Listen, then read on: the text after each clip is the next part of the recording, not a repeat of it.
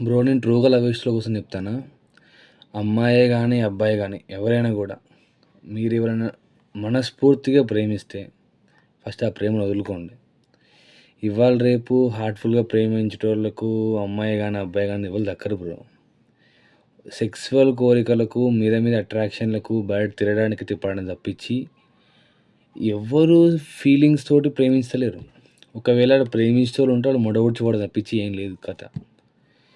ఈ జిందగీ మొత్తం అంతే అయిపోయింది బ్రో. ఖానా పీనా సోనా లెక్క కొన్ని రోజులు వాడుకుందామా, తిరుగుదామా, చేద్దామా, ఇడిచిపెడదామా అంటున్నారు. అమ్మాయే గానీ, అబ్బాయే గానీ. నేను చెప్పేది ఏందంటే ఉన్న ఒక జిందగీని హ్యాపీగా ఎంజాయ్ చేద్దాం సత్తం. అదేవతో ఇడిచిపెట్టి పోయింది, వీడోడు ఇడిచిపెట్టి పోయిండు దానికోసం ఏడ్చుకుంటా, వాని కోసం ఏడ్చుకుంటా జిందగీని ఖరాబ్ చేసుకోవద్దు. దేనికి అడిక్ట్ కాకూడదు. ఇది నేను చెప్పేది. జై హింద్.